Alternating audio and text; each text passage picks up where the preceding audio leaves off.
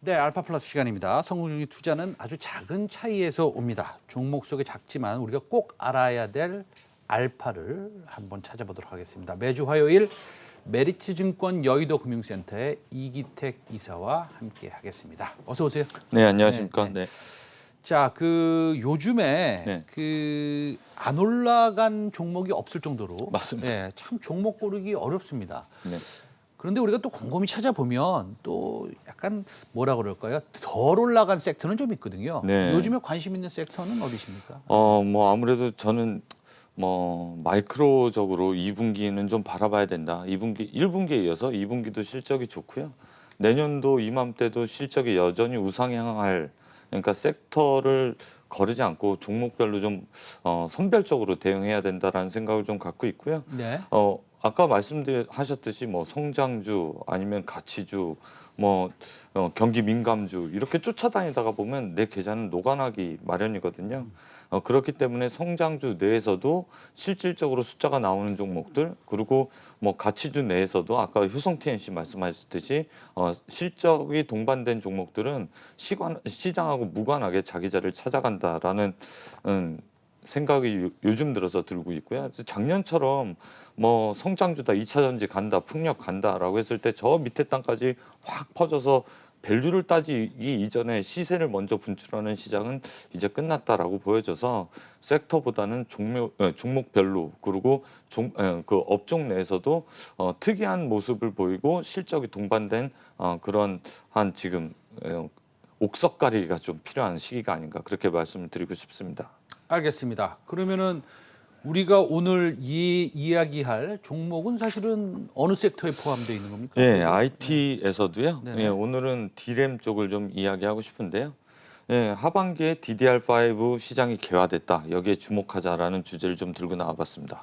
사실은 뭐 우리 이사님 다 아시겠지만 미국에서는 지금 반도체 사이클에 대해서 조금 보수적으로 생각을 하고 있고 네, 마이크론의 주가도 보면은 뭐 사실 그렇게 뭐 엄청나게 뭐 네, 매력적으로 움직인다 이렇게 보기는 좀 어렵지 않습니까? 맞습니다. 그런데 DDR5는 좀 다른 얘기 아닌가요? 예, 아까 말씀드렸듯이 네네. 업종 내에서도 차별화될 수 있는 그런 키가 좀 키워드나 이슈가 좀 있다라는 생각이 들고 나와봤는데, 사실 반도체 그러니까 삼성전자, 하이닉스, 마이크론, 인텔까지 포함해서 주가의 고점이라든가 실적의 고점 추정은 상당히 어렵습니다. 그럼에도 불구하고 그 추정은 어렵지만 앞으로 개화되는 시장에 대해서는 우리가 투자자들이 감지를 좀 할 수 있다라는 말씀을 좀 드리고 싶습니다.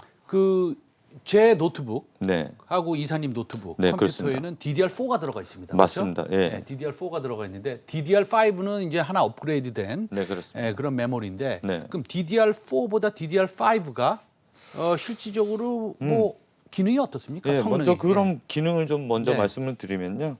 당연히 칩의 사이즈는 약간 커지는데 무엇보다 속도가 2배 정도, 용량은 4배 정도 커집니다.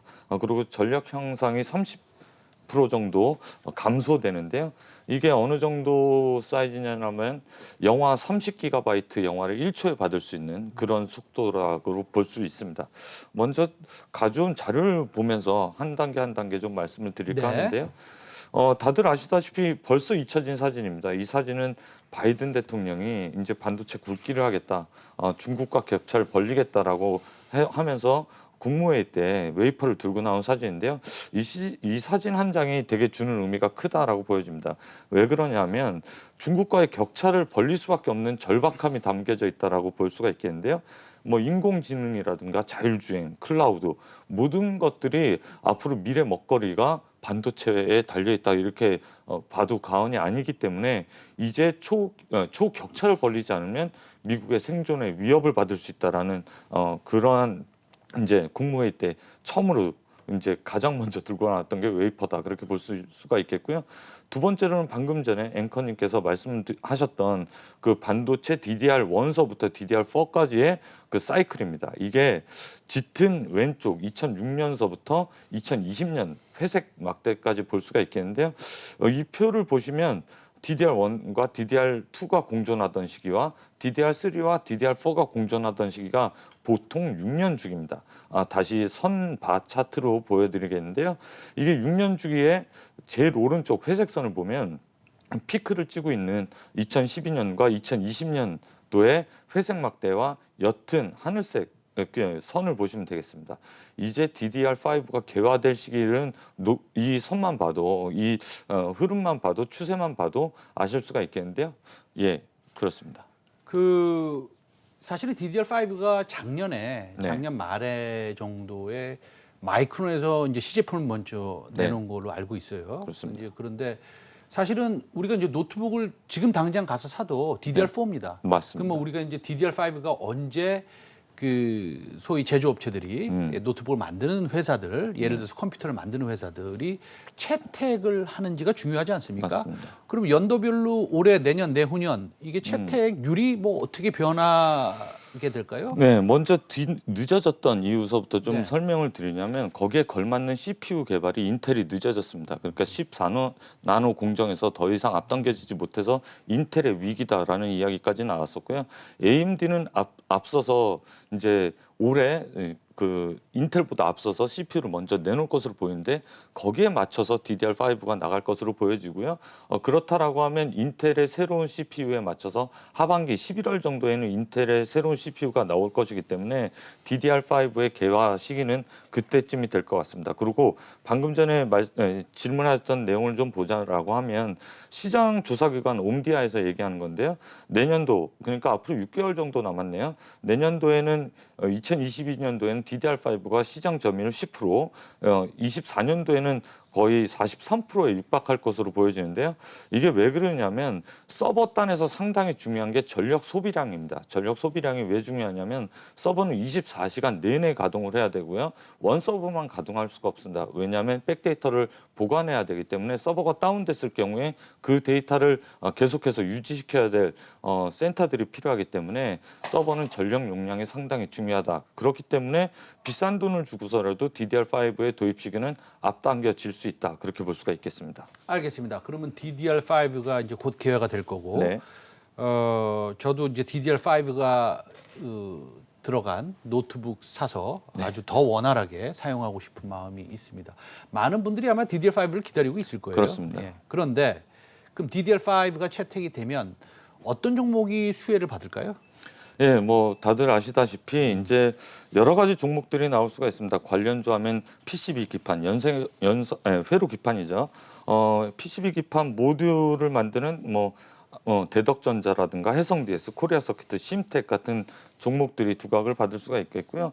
소켓도 바뀌어야겠죠. 그래서 후공종 소켓 업체들 ISC라든가 TSE, 리노공업 같은 종목들이 두각을 받을 수가 있겠고 후공정 장비단도 좀 바뀔 수가 있습니다. 그래서 테크윙이라든가 유니테스트 같은 종목이 주목을 받을 수 있다. 그렇게 볼 수가 있겠습니다.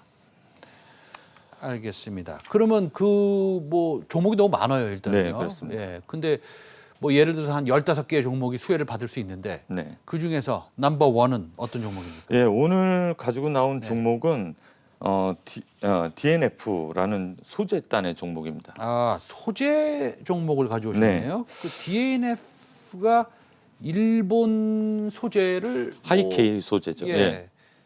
그것을 국산화. 국산화할 수 있겠습니까? 예, 국산화해서 지금 이미 적용 중이고요. 네네. 그 소재 국산화의 대표 종목이기도 했습니다. 네.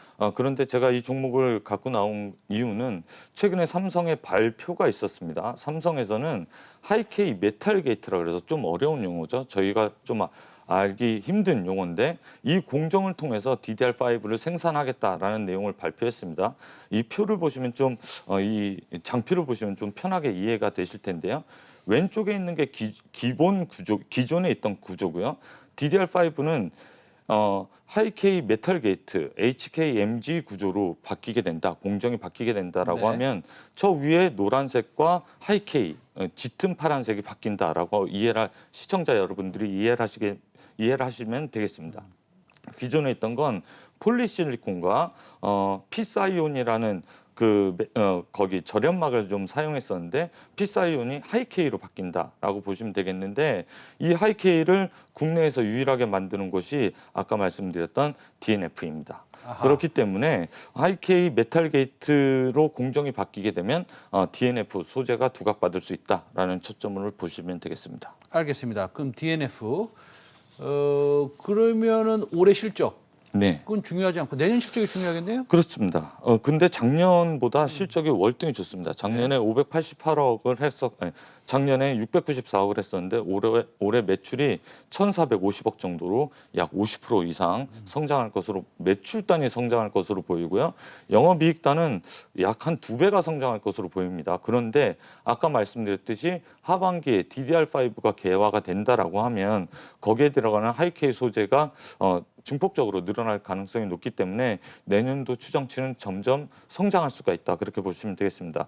작년에 영업이익이 127억 했고 올해 240억 정도, 2배 정도 성장할 것으로 보이는데 내년도에는 아직 추정되는 기관이 없기 때문에 저 역시도 조심스럽습니다만 올해 또다시 50%를 넘는 성장을 보이지 않을까 그렇게 조심스럽게 예상할 수가 있겠습니다. 네, 보통 이런 그 국산화 소재, 그 사실은 DDR5에 들어가는 진입 장벽도 꽤 높고 이런 종목의 성장성이 50% 100% 이상 난다. 네. 그러면 적정 밸류에이션은 어느 정도로 생각하고 계십니까? 뭐 다들 아시겠지만 소재 단은 고퍼에 사서 저퍼에 파는 그러한 단계입니다. 보통 이제 솔브레인을 대표 주자로 놓고 보고요. 그 다음에 동진 세미캠 같은 종목도 대표적으로 놓고 봅니다. 그러니까 평균 30배에서 25배 정도 봤는데 DNF도 그 정도 충분히 가능하다라고 보여지고요.